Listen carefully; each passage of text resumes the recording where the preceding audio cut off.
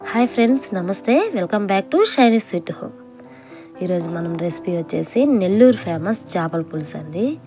మనకి నెల్లూరు అనగానే మనకు టక్కున గుర్తొచ్చేది నెల్లూరు ఫేమస్ చేపల పులుసే కదా. ఎందుకంటే ఇది అంత టేస్టీగా ఉంటుంది, అలాగే దీని ఫ్లేవర్ చాలా బాగుంటుందండి.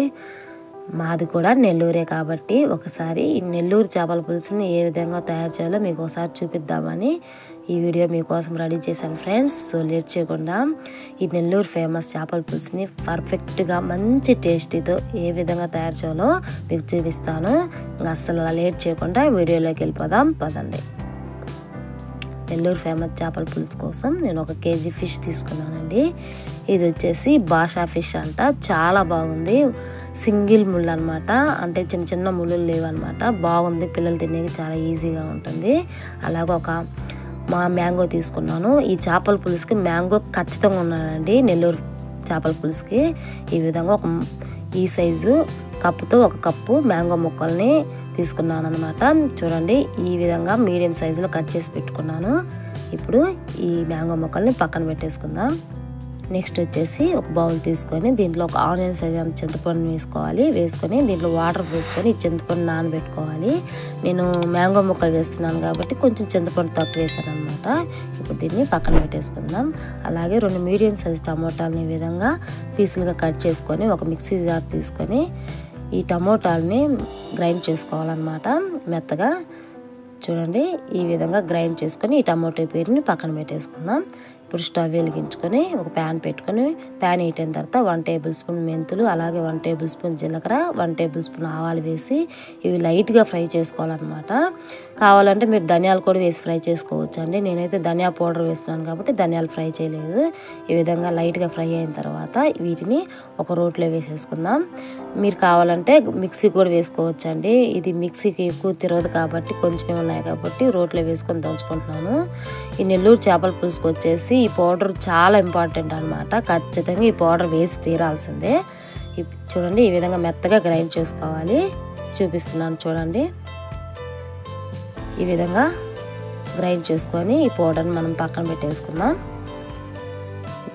నెక్స్ట్ వచ్చేసి స్టవ్ వెలిగించుకొని ఈ విధంగా ఒక వెడల్పు పాత్ర ఒకటి పెట్టుకొని దాంట్లో 1.5 గంట ఆయిల్ వేసుకోవాలి. ఆయిల్ హీట్ అయిన తర్వాత 1 టేబుల్ స్పూన్ పోపు గింజలు, అలాగే 10 నుంచి 12 వెల్లుల్లి రెబ్బలు వేసుకోవాలి కచ్చా పచ్చగా దంచుకొని.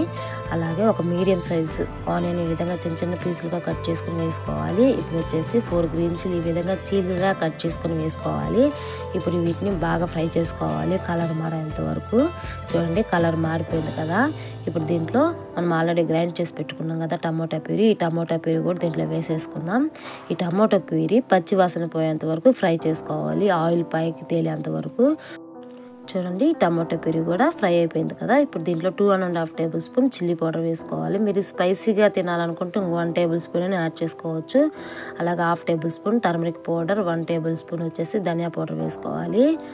ఈ చేపల పులుసుకి కారం బాగానే పడుతుందండి. కారం వేస్తేనే మంచి టేస్ట్ వస్తుంది అనమాట, నీచు వాసన లేకుండా బాగుంటుంది అనమాట. ఇప్పుడు వీటిని బాగా ఫ్రై చేసుకోవాలి 1 నిమిషం పాటు. ఇప్పుడు దీంట్లో ఫ్రై అయిన తర్వాత ఆల్రెడీ మనం నానబెట్టుకున్నాం కదా చింతపండుని ఈ విధంగా ప్యూరీ తీసుకుని ఆ ప్యూరీ దీంట్లో వేసేసుకోవాలి. అలాగే కన్సిస్టెన్సీ దగ్గర వాటర్ కూడా యాడ్ చేసుకోవాలన్నమాట. నేను వచ్చేసి 3 గ్లాసులు వాటర్ యాడ్ చేసుకుంటున్నాను.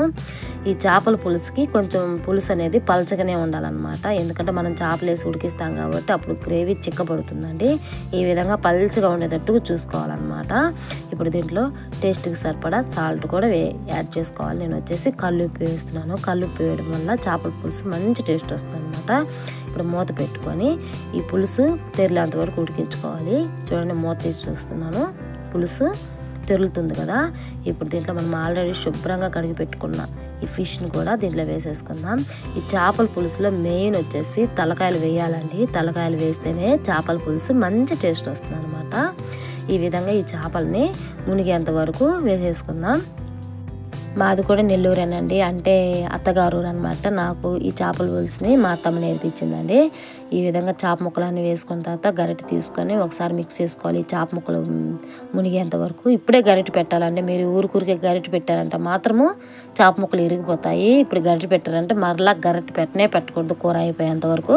ఇప్పుడు మూత పెట్టేసి 10 నిమిషాలు బాగా ఉడికించుకోవాలి. 10 నిమిషాల తర్వాత మూత చేసి చూపిస్తున్నాను చూడండి. ఈ విధంగా ఒక క్లాత్ తీసుకొని ఈ విధంగా మిక్స్ చేసుకోవాలన్నమాట. మీరు గరిటె పెట్టి మిక్స్ చేయకూడదు అనమాట. ఈ విధంగా మిక్స్ చేసుకోవడం వల్ల చేప ముక్కలు పర్ఫెక్ట్గా కుక్ అవుతాయి, అలాగే అడుగు కూడా అంటది అనమాట. ఇప్పుడు మూత పెట్టేసి ఇంకొక 5 నిమిషాలు ఉడికించుకుందాము. మళ్ళీ అలా 5 నిమిషాల తర్వాత మూత ఓపెన్ చేసి చూపిస్తున్నాం చూడండి. చేప ముక్కలు 50% ఉడికాయి అనమాట. ఇప్పుడు వచ్చేసి 2 కరివేపాకు రెమ్మల్ని తీసేసుకొని ఈ చేపల పులుసులో వేసేసుకోవాలి. ఇప్పుడే వేసుకోవాలంట, అప్పుడే చేప పులుసు మంచి టేస్ట్ వస్తుందంట. మా అత్తమ్మ అయితే ఇప్పుడే ఈ విధంగా వేసేస్తుంది. అలాగే మనం ఆల్రెడీ కట్ చేసి పెట్టుకున్నాం కదా మామిడికాయ ముక్కలు కూడా వేసేసుకోవాలి. ఈ మామిడికాయ ముక్కలు తొందరగా కుక్ అవుతాయండి, ఎక్కువ టైం పట్టదు అనమాట. ఈ నెల్లూరు చేపల పులుసులో మామిడికాయలు ఖచ్చితంగా వేస్తారు ఫ్రెండ్స్. నెల్లూరు చేపల పులుసు అంటేనే మామిడికాయ అంటేనే నెల్లూరు చేపల పులుసు అనమాట. ఖచ్చితంగా మామిడికాయ వేయాల్సిందే. ఇప్పుడు మూత పెట్టి ఇంకొక 5 నిమిషాలు ఉడికించుకుందాం. 5 నిమిషాల తర్వాత ఓపెన్ చేసి చూపిస్తున్నాను చూడండి. చేపల పులుసు పర్ఫెక్ట్గా కుక్ అయింది ఫ్రెండ్స్. గ్రేవీ కూడా చిక్కబడింది, గమనించారా? ఇప్పుడు ఈ మామిడికాయ ముక్కలు కుక్ అయ్యేలేదో ఒకసారి మీకు చూపిస్తున్నాను చూడండి. ఈ విధంగా ప్రత్యేకంగా మెత్తగా అయిపోయింది అనమాట. అంటే మనకు చేపల పులుసు రెడీ అయిందనమాట. ఇప్పుడు లాస్ట్లో దీంట్లో మనం ఆల్రెడీ దంచి పెట్టుకున్నాం కదా మసాలా పౌడర్, ఈ మసాలా పౌడర్ కూడా దీంట్లో వేసేసుకోవాలన్నమాట. ఈ చేపల పులుసుకి మెయిన్ ఫ్లేవర్ని ఇచ్చేది ఈ మసాలా పౌడరేనండి, మంచి టేస్ట్ని ఇస్తుంది అనమాట. ఈ విధంగా వేసేసుకున్న తర్వాత మరలా ఒకసారి ఈ విధంగా మిక్స్ చేసుకుందాం.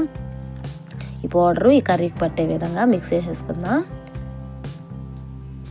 మిక్స్ చేసేసుకొని దీనిపైన మరలా మూత పెట్టేసి ఒక 2 మినిట్స్ మీడియం ఫ్లేమ్లో ఉడికించుకుందాం. 2 మినిట్స్ తర్వాత ఓపెన్ చేసి చూపిస్తున్నాం చూడండి.